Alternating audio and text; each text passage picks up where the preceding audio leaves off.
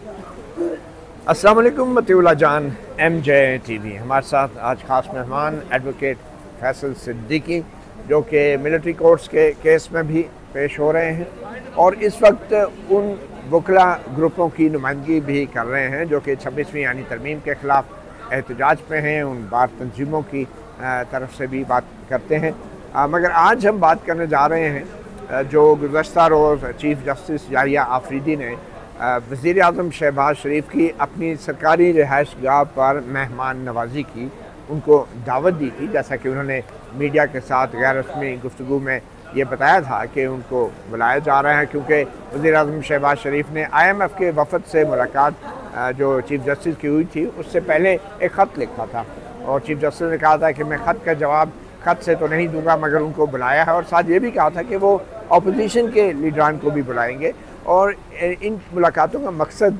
अदालती इस्लाहात है और अदालती निज़ाम में बेहतरी है।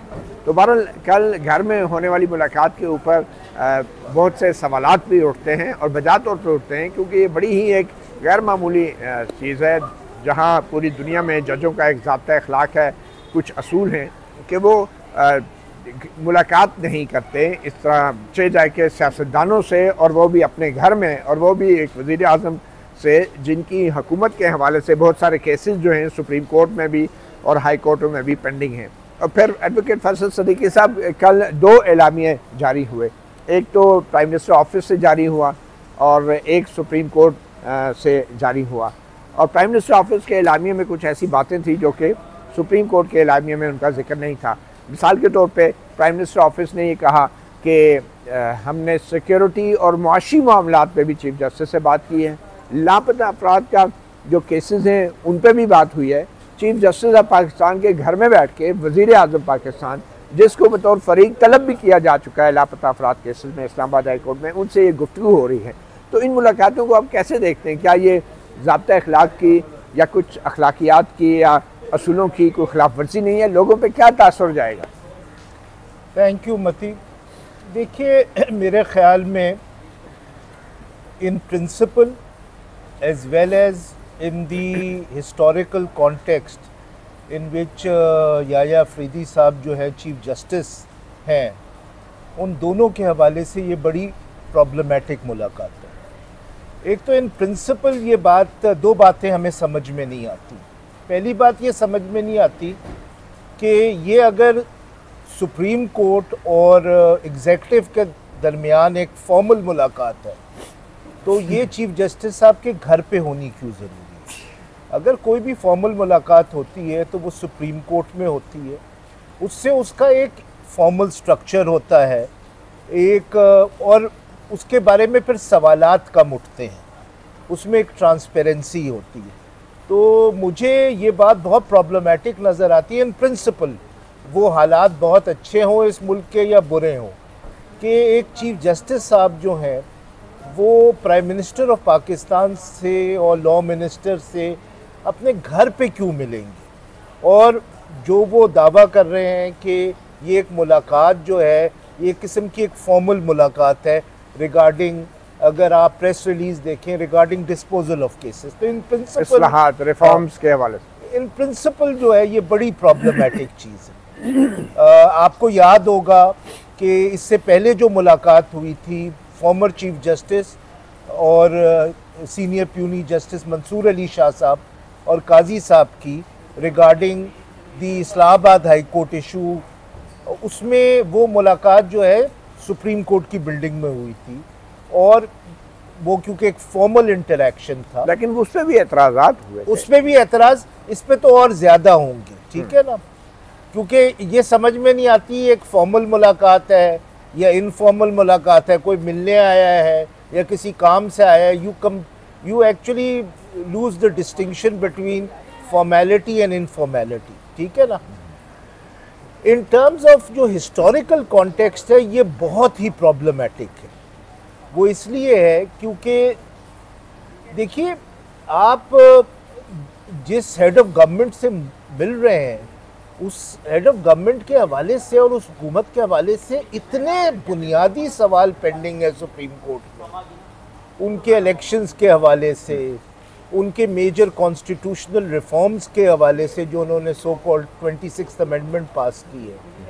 अब आपका उनसे मिलना भी जो है वो बहुत सवाल जनरेट करेगा। बेशक उन इश्यूज पे किसी किस्म की बात नहीं हो सकती। तो वो जो जब कहा जाता है ना, और ये हमें नहीं पता कि वो बात हुई है या नहीं, हमें नहीं मालूम, बट लेट अस प्रिज्यूम। हाँ, ये इमेज की बात नहीं है, ये एक बुनियादी रूल है कि लोग सिर्फ ये नहीं देखते कि क्या हुआ, वो ये देखते हैं कि किस तरह हुआ। वैसे माजी की प्रैक्टिस क्या है? जैसे AR कर्नेलियस के हवाले से ही बहुत कुछ कहा जाता है।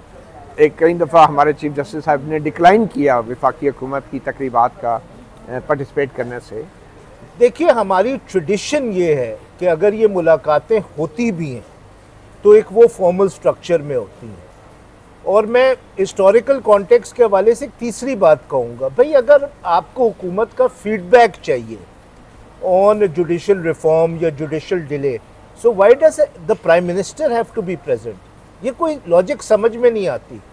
Attorney general is the voice of the federal government, और ये रोज़ मुलाकातें होती हैं। अगर इस किस्म के इश्यूज होते हैं तो वो अटॉर्नी जनरल वर्बली या इन राइटिंग प्राइम मिनिस्टर्स के व्यूज़ क्यों नहीं कन्वे कर सकता? और एट बेस्ट लॉ मिनिस्टर जाके मिल ले, एट बेस्ट। लेकिन ये प्राइम मिनिस्टर का वहाँ मौजूद होना, ये फिर ये सवाल उठेगा कि ये एक तरीके से इस गवर्नमेंट को एक किस्म की पब्लिक लेजिटिमेसी दी जा रही है। मगर फैसल साहब, ना सिर्फ प्राइम मिनिस्टर बल्कि एक वज़ीर जो हैं, वफाकी वज़ीर जो आहद चीमा, वो भी वहाँ पे मौजूद थे। और फिर वो लाइन में खड़े होके चीफ जस्टिस ऑफ पाकिस्तान तस्वीरें बनवा रहे हैं प्राइम मिनिस्टर के साथ। अब मालूम नहीं प्राइम मिनिस्टर चीफ के साथ बनवा रहे हैं या चीफ जस्टिस प्राइम मिनिस्टर के साथ बनवा रहे हैं, लेकिन लाइन में खड़े होके घर के अंदर सरकारी रिहाइशगाह पे तस्वीरें। और आज वो जो हमारी अखबारात ने वो तस्वीरें शाया की हैं, तो आम आदमी देख के क्या सोचेगा कि शहबाज शरीफ का जो मैंडेट चोरी करने का इल्ज़ाम है उन पे, चीफ जस्टिस ने उसको ओके कर दिया कि ही इज़ ओके। देखिए, ये सवालात फिर उठेंगे, और हो सकता था कि कोई अखबार जो है वो आज कैप्शन देता कि they are on the same page. तो ये जो सेम पेज की डॉक्ट्रिन है जो चीफ जस्टिस साकिब निसार के वक्त से, जिसने इस मुल्क को तबाह और बर्बाद कर दिया, वो एक तरीके से हम होप कर रहे थे कि ये दफन हो जाएगी चीफ जस्टिस काजी फाइज ईसा के बाद। सैडली इस तस्वीर को देख के हर पाकिस्तानी के सवाल में यही हर पाकिस्तानी के जहन में यही सवाल होगा कि has the same page doctrine B revived. अच्छा, दूसरा एडवोकेट फैसल सिद्दीकी साहब, ये मामलात कहाँ जाके रुकेंगे? क्योंकि एक लाइन ड्रॉ तो करनी पड़ेगी एक चीफ जस्टिस ऑफ पाकिस्तान को कि कल उन्होंने क्या अपोजिशन के लीडर को भी, जैसा कि उन्होंने ऐलान कर रखा है, वो अपने घर पे दावत देंगे, और फिर क्या अपोजिशन के लीडर से क्या मुराद है, उनके साथ कौन से सियासतदान होंगे, कौन से नहीं होंगे, और फिर मतलब कि ये मामला कहाँ पे जाके रुकेगा? और फिर क्या अपोजिशन में सिर्फ एक जमात है, सारी जमातों को बुलाएंगे? और फिर इसका मतलब तो ये है कि चीफ जस्टिस याह्या अफरीदी अपनी सरकारी रिहाइशगाह के ऊपर सियासतदानों से मुलाकातें करते रहेंगे अदालती इस्लाहात के नाम पे। और फिर ये अदालती इस्लाहात के लिए सियासतदानों से मुलाकात करने का क्या मतलब है? क्योंकि अगर सियासतदानों ने इस्लाहात करनी भी है तो वो तो पार्लियामेंट में कानून साजी करे ना। वो उनके पास वजारतें हैं, उनके पास तहकीक और रिसर्च करने के ज़राए हैं, वसाइल हैं। तो ये काम चीफ जस्टिस ऑफ पाकिस्तान ने कहाँ से उठा लिया अपने बेड़े पे कि सियासतदानों से मुलाकातें करें, कानून साजी। अब कानून साजी तो नहीं करनी ना चीफ जस्टिस ने, कानून साजी तो सियासतदानों ने करनी है। तो चीफ जस्टिस का जो सरकारी रिहाइशगाह है वो इस सियासत के लिए क्यों इस्तेमाल हो रही है, और पूरी अदलिया का इमेज जो है वो क्यों तबाह किया जा रहा है? देखिए, बात ये है कि रिफॉर्म्स के दो हिस्से होते हैं। एक होता है कॉन्स्टिट्यूशनल एंड लीगल रिफॉर्म्स, वो तो लेजिस्लेचर ही करता है। बट एक रिफॉर्म्स होते हैं जो जुडिशरी खुद इंट्रोड्यूस करते हैं, जिसे हम under the rubric of judicial reforms कहते हैं। अब आप बिल्कुल सही कह रहे हैं, इस मुलाकात के बाद एक फ्लड गेट्स ओपन हो सकते हैं। अब आप एक ऑपोजिशन की जमात को बुलाएंगे, दूसरा कहेगा मुझे क्यों नहीं बुलाया। अब क्या आप पार्लियामेंट में सारी जमातों को बुला लेंगे तो पार्लियामेंट के बाहर जो बैठी हुई हैं वो कहेंगे मुझे क्यों नहीं बुलाया। फ़र्ज़ करें कि कैदी 804 की रिक्वेस्ट आ जाती है कि जी मेरा प्रोडक्शन ऑर्डर इशू करें या मुझे आप ट्रांजिटरी बेल ग्रांट करें और मुझे भी सुने, because I represent the biggest party इन पाकिस्तान। तो ये कहाँ, ये एक फ्लड गेट्स ओपन हो जाते हैं, दैट इज वाई इन गेट्स को खोलना ही नहीं चाहिए। तो ये जो अटॉर्नी जनरल और लॉ मिनिस्टर हैं, मैं सिर्फ एक बात कह दूं, बिल्कुल वी सपोर्ट द आइडिया कि जो है जुडिशल रिफॉर्म्स के हवाले से आप पब्लिक प्रपोजल्स मंगवाएं हुकूमत से, तो वो पब्लिक प्रपोजल्स नहीं होंगे, एग्जीक्यूटिव से प्रपोजल्स मंगवाएं, पब्लिक से प्रपोजल्स मंगवाएं, पॉलिटिकल पार्टी से प्रपोजल मिलाएं, लेकिन उसके लिए उनको चाय पे बुलाने की क्या ज़रूरत है। आप एक सर्कुलर निकलवाएं और आप ये कहें इस डेट तक जिसको कोई प्रपोजल भेजना है फॉर जुडिशल रिफॉर्म्स वो सुप्रीम कोर्ट के रजिस्ट्रार को भेज दें, and you can then formally जो है reply to their proposals if you want.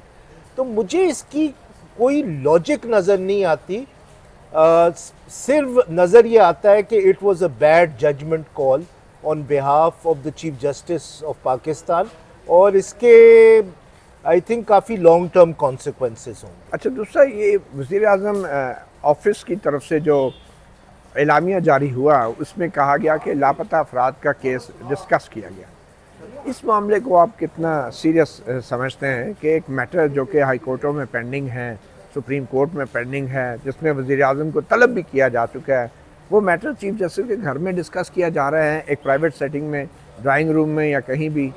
तो आप क्या समझते हैं, क्या ये मिसकंडक्ट नहीं है चीफ जस्टिस की पार्ट पे भी? देखिए, कोई भी मामला जो कोर्ट में पेंडिंग हो, कोई भी जज जो उसमें फ़रीक है उससे वो डिस्कस नहीं कर सकता। ये this comes within the ambit कि एक जुडिशल ऑफिसर ये चीज़ नहीं कर सकता, कोई भी नहीं कर सकता, from the magistrate onwards to the supreme court. अब देखिए, आई होप कि अगर ये सुप्रीम कोर्ट के अपने प्रेस रिलीज़ में ये नहीं है कि ये चीज़ें डिस्कस हुई हैं और प्राइम मिनिस्टर साहब की प्रेस रिलीज़ में इसको असर्ट किया गया है, तो अगर ये डिनाइल नहीं आता सुप्रीम कोर्ट से कि ये जो सब जुडिस मैटर्स हैं वो डिस्कस हुए थे, सिर्फ इस्लामाबाद हाई कोर्ट में का मामला नहीं है, सुप्रीम कोर्ट में ये मामला कॉन्स्टिट्यूशनल बेंच के सामने पेंडिंग है, और कॉन्स्टिट्यूशनल बेंच का भी एक ही चीफ जस्टिस है, वो है चीफ जस्टिस याया अफरीदी साहब। So I find it very problematic कि वो क्या लापता अफराद का हो या कोई और हुकूमत का केस हो वो डिस्कस हो। मैं तो ये कहता हूँ कि प्राइम मिनिस्टर साहब टैक्स केसेस भी जाके डिस्कस नहीं कर सकते। देखिए, tax cases are about one of the most fundamental rights of citizens which is the right to property. आप चीफ जस्टिस साहब किस तरह ये एश्योरेंसेस दे सकते हैं कि जी मैं इनको एक्सेलरेटेड पेस पे टैक्स केसेस डिस्पोज ऑफ करूँगा? क्यों? आप पहले फैमिली केसेस क्यों नहीं डिस्पोज ऑफ करेंगे? आप पहले इन्फोर्स डिसअपीयरेंसेस के केसेस, आप वो केसेस क्यों पहले डिस्पोज ऑफ करेंगे जिसमें सो कॉल्ड हुकूमत के पैसे फंसे, जिसकी डिटर्मिनेशन होनी है कि वो हुकूमत के पैसे भी हैं या नहीं है? तो फैसल सिद्दीकी साहब, अभी हाल ही में सुप्रीम कोर्ट ने अपनी पहले 100 दिन की कारकर्दगी के हवाले से भी तफसीलात जारी की हैं, एक रिपोर्ट जारी की है। तो आप कैसे देखते हैं चीफ जस्टिस याया अफरीदी की सुप्रीम कोर्ट के पहले 100 दिन की कारकर्दगी को? देखिए, मुझे कोई शक नहीं है कि chief justice Yahya Afridi is a man of integrity, is a man who has a high level of judicial independence, but मुझे कोई शक नहीं है इस बात पे। अच्छा।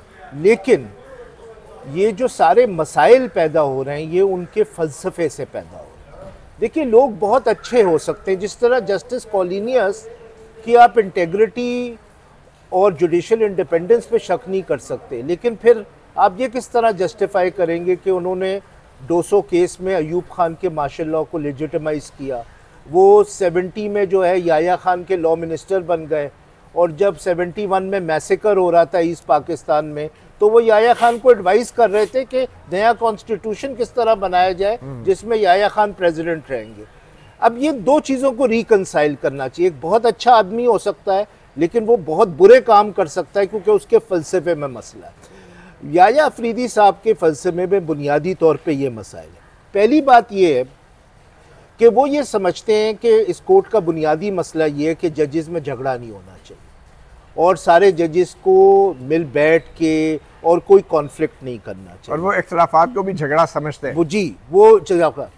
अब अगर आप ये चाहेंगे कि लोग अपने बुनियादी प्रिंसिपल्स भूल जाएं जिनकी वजह से ये कॉन्फ्लिक्ट है, तो फिर तो आप जो है सोल्जर्स तैयार कर रहे हैं, फिर आप जजेस तैयार नहीं कर रहे। जो उनका दूसरा इशू है वो ये है कि वो ये समझते हैं कि देखिए बुनियादी मसला ये नहीं है जो हमें नज़र आ रहा है, वो ये है कि we see a complete executive capture of the courts, जिसका एग्जाम्पल इस्लामाबाद हाई कोर्ट है। We are witnessing under his leadership a complete destruction of the Islamabad high court. और आप कहते हैं कि ये याया अफरीदी साहब की इंटेग्रिटी का मसला नहीं है, ये फ़लसफ़े का मसला है। फ़लसफ़े का ये मसला है कि वो ये समझते हैं कि भाई ये चीज़ें अभी छोड़ें, अभी हम ऐसा करते हैं कि डिस्पोजल के बारे में कुछ करते हैं। नहीं, आप उनकी नीयत पे कोई शक नहीं कर? नहीं, मुझे नीयत पे शक नहीं, लेकिन असल में अक्सर जो है जिस तरह कहा जाता है the road to hell is led by people with good intention, and I think this is the road to hell which is laying because of his philosophy. कि जी एक बड़ी मशहूर किताब है हार्वर्ड ज़ेन की, जो एक लेफ्ट हिस्टोरियन थे, उनकी बायोग्राफी है, उसका टाइटल बड़ा इंटरेस्टिंग है मती, और वही चीफ जस्टिस याया अफरीदी साहब को समझ नहीं है। तो उसका टाइटल है किताब का, you can't be neutral on a moving train. बहरहाल सदीक़ साहब, आप कहते हैं कि ये उनके फ़लसफ़े का मसला है। उनका फ़लसफ़े का ये मसला है, उनकी नीयत का नहीं है। तो जब उन्होंने जस्टिस मंसूर अली शाह को बाईपास करके चीफ जस्टिस का ओहदा संभाला, मैं उस पे भी फुल कोर्ट नहीं बुलवाई, तो ये सारा उनके फ़लसफ़े का मसला था, नीयत का नहीं था। मेरा ख्याल में फ़लसफ़ा, और वो ज़्यादा डेंजरस मसला है। अच्छा। क्योंकि जब आप ये सोच लें कि मेन मसला एग्जीक्यूटिव कैप्चर नहीं है, मेन मसला destruction of the Islamabad high court नहीं है, मेन मसला ये है कि मैं जल्दी जल्दी केसेस डिस्पोज ऑफ कर दूं और जल्दी जल्दी अपॉइंटमेंट्स कर दूं, तो आपकी नीयत से फिर कोई फ़र्क नहीं पड़ता, आपकी नीयत जितनी अच्छी हो, because you are seeing destruction all around you. लेकिन ये कैसे आपको यकीन है कि उनकी नीयत का फतूर नहीं है ये सब कुछ? ये कैसे यकीन है आप?